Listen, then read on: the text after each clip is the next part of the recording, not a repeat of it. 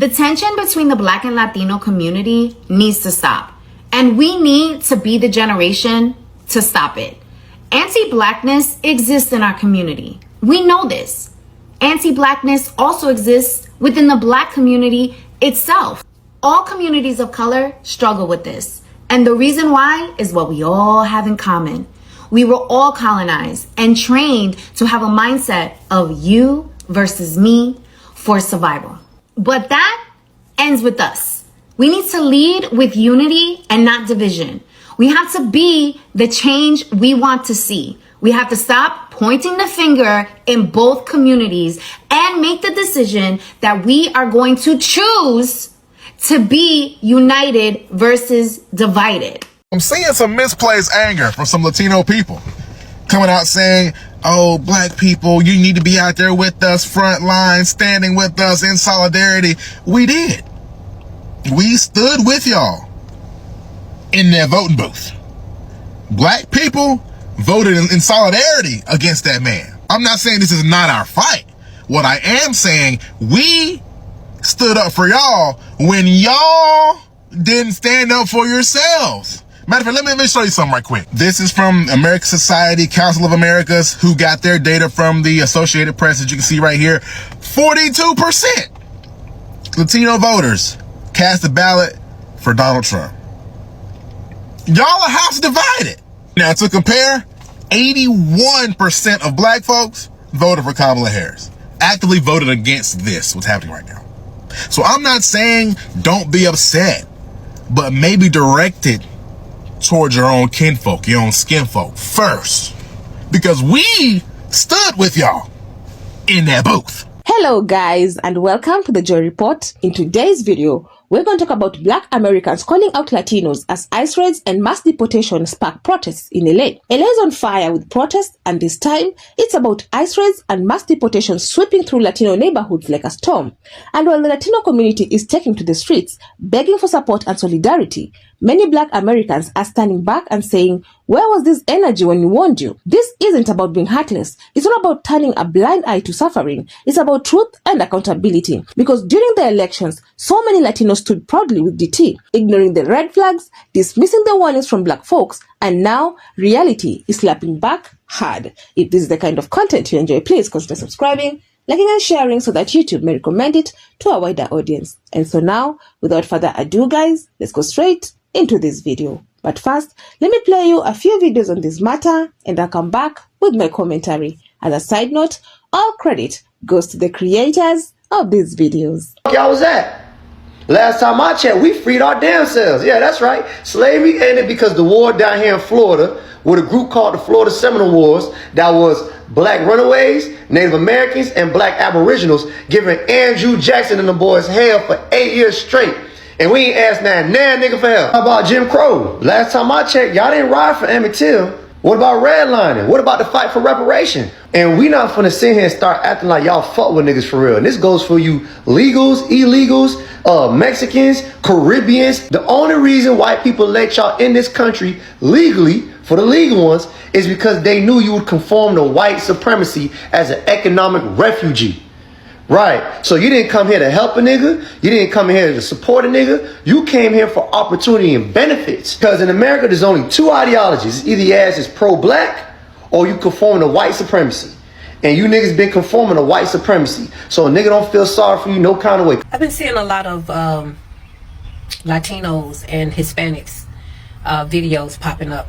And they're in tears, they're fearful, they're in panic mode. And it's sad to see. And it's even sadder when you know they voted this in upon themselves. And now they're reaping the repercussions. And now they're coming out crying and pleading. And there's nothing anybody can do right now. He's even boosted this thing up because they weren't picking up enough people. So now he's just telling them to pick up any and everybody. If you notice, they're not going to bad areas of towns or bad areas of cities and going into the gang infested communities.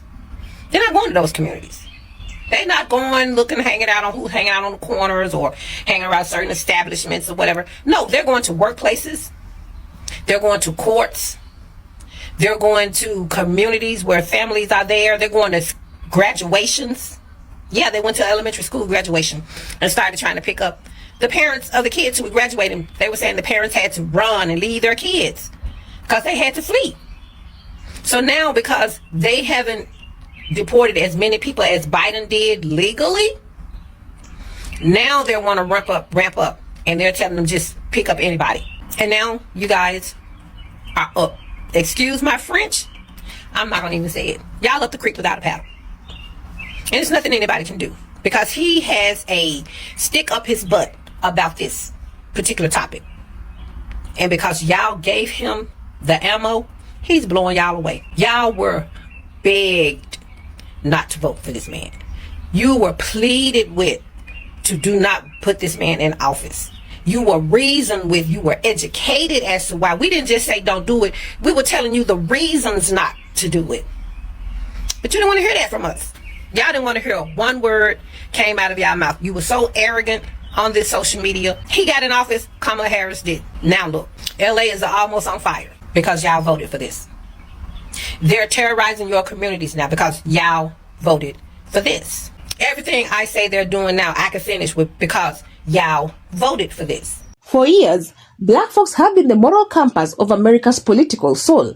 From civil rights to voting rights, from marching in Selma to kneeling on football fields, Black folks have always put it on the line, not just for themselves, but for the marginalized, the voiceless, and the ignored. And yet, when it's time for unity at the ballot box, many Latino voters turned their backs. They bought into the promises, the fear tactics, and the anti-Black rhetoric, and the illusion that DT was only coming for the illegals. But now that ICE vans are pulling up on every block in LA, now it's Black and brown unity. Now it's we're in this together. But where was that energy in 2024? See, a lot of Black people are tired, not because they want to see Latinos suffer, but because they've seen this playbook before. Black folks tried to warn everyone. DT ran on division. He ran on hate. He made it clear that no one was safe. Not immigrants, not Muslims, not even veterans. But while Black communities organized, mobilized, and voted to stop that wave, a large chunk of Latino voters chose to ignore the warnings. Some even embraced the same anti-Black narratives used to keep communities divided. They said, we're not like them, hoping proximity to whiteness would shield them. But it never works like that. Now ICE is dragging people out of their homes. Kids are being separated from their parents. Small businesses are being emptied out because workers are too scared to show up. Families are disappearing overnight. And suddenly, it's a crisis. Suddenly, it's an emergency. Suddenly, it's we need everyone to stand with us. But the same folks who are now pleading for help were silent or worse, complicit when DT was gaining power off the backs of other marginalized communities. Why are Black people saying this is not our fight making you upset?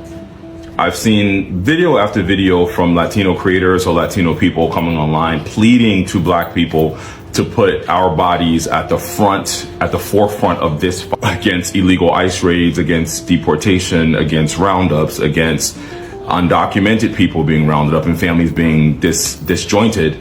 But there's several reasons as to why you should not be shocked that Black people are sitting this one out. You guys all remember that this is a subset of your community last year.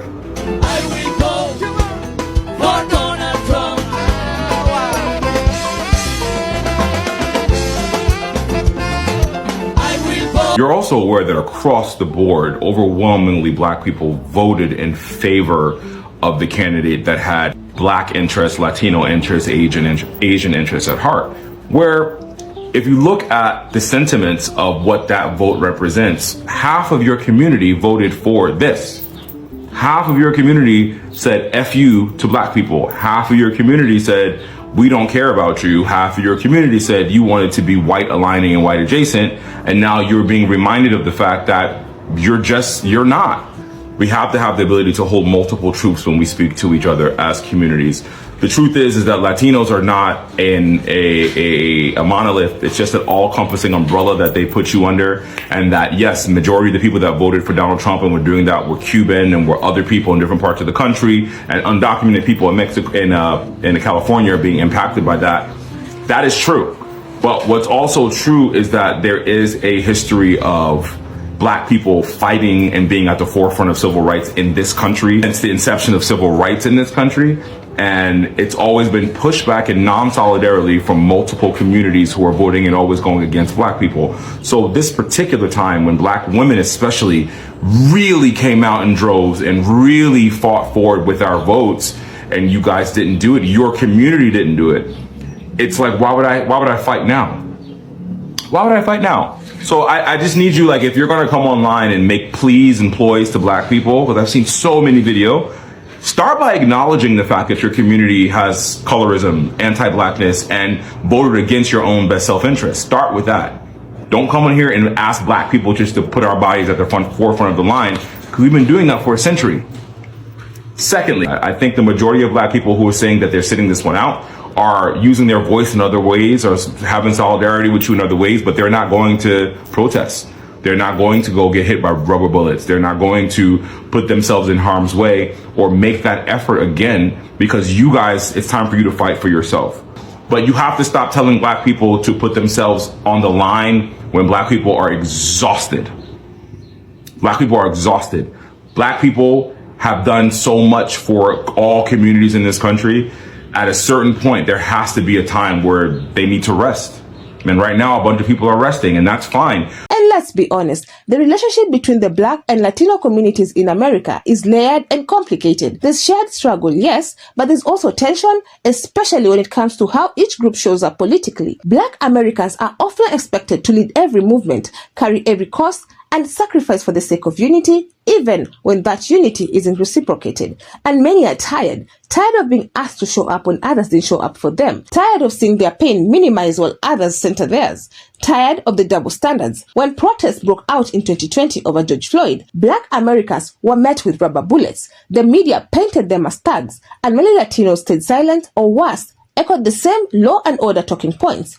Now, the roles are reversed. The black folks are being asked to come to the front lines again, to march, to post, to fight. But this time, many are saying no. It's not that black people don't care. It's not that they are heartless. It's that they're exhausted for always being the first to fight and the last to be defended. They remember how, when they raised their alarm about DT's immigration policies, they were told to mind their business. They remember how Latino DT supporters brushed off warnings about ICE, the border wall, and mass deportations because they assumed it wouldn't touch them. They thought they were the exception. But now, reality is setting in. And it's brutal. And here's something a lot of black people are asking. Why is it always them being called upon? Why is it always black Americans expected to march, to speak up, to put themselves on the front lines every time there's a crisis? Where are the Asian communities? Where are the Arab Americans, the white liberals, and the so-called multicultural coalitions? Why aren't they being asked to shut down streets or organize fundraisers? It's always black and brown unity when the pressure is on, but never brown and Asian unity, or brown and white unity. It's almost as if the Latino community sees black Americans as the default foot soldiers of justice, no matter who the issue affects. That's why this feels so one-sided. Black people are not the emergency button to be pressed on when things go bad. They are not here to be used and discarded. So before asking for black support, maybe it's time to ask, why are you not asking anyone else? Why is black pain always expected to stretch itself thin for the sake of everyone else's liberation? Everybody talking about this black and brown need to unite and all this good stuff because of the LA riot and all that stuff. And my thing is, can y'all sub us out for the Asian community? Because the Asians, they getting away with a lot of stuff. They not doing nothing. Ain't nobody mention them. They just live in their own little world, peaceful. Like they ain't got no problems going on over there. They even had the Stop Hate Asian bill. I don't know if it's still there now though, but they had that bill. You know, they living good. Okay. So my thing is, y'all talking about some, oh no, it's not all of us Latinos and all that voted for them and all. Because what we can't do is lose all our YNs trying to help y'all and all this stuff when we gonna need our YNs when it's time for our own battle. You get what I'm saying? So no, we can't be sacrificing all our people for y'all to help y'all. Y'all should have voted, did right at the polls. None of this stuff would have happened. But y'all chose this. Like I say, get them Asians, get the white folks that didn't vote for Trump and all that stuff. Get them people. You know what I'm saying? Leave us alone because, like I say, we going to have our own battles and we going to need our YNs and all that good stuff. We keep our health together and all that for our own battles. Like I say, ask somebody else. This moment should be a wake-up call, not just for the Latino community, but for every non-black group that thought aligning with white supremacy would grant them immunity. It never does. The system doesn't discriminate when it decides to oppress, and that's the hard truth many are learning in real time. Being anti-black to gain favor never works. Voting for oppression because you think you'll be spared only sets you up to be next. Solidarity isn't seasonal. It isn't transactional. It means showing up even when it's not about you. And unfortunately, when it was time to show up for Black lives, too many looked the other way. Now the tables have turned. The urgency is real. And while there's still some time to build true coalition, it starts with accountability. It starts with acknowledging the harm, the silence, and the complicity. Only then can trust be rebuilt. But for now, many Black Americans are watching from the sidelines, not with glee, not with hatred, but with a deep sigh of, we tried to tell you. So as LA floods with protests and cries of injustice, the Latino community must reckon with its past political choices. And if they truly want Black support, it won't come through guilt or desperation. It will come through truth, humility, and a real commitment to unity, not just when it's convenient, but when it counts. So what do you all think? Do you think Black Americans should join the protests even after being ignored during the elections? Or is this a moment for the Latino community to stand on their own and reflect? Let me know your thoughts down in the comment section. I would love to keep this discussion going. Otherwise, that's it from me. I also have a playlist featuring FAFO videos, and if you enjoy such kind of content, please click up here and binge. Also, consider subscribing, liking and sharing because it helps me grow my channel. But for now, thank you so much for watching, and until the next time, the Joy Report out.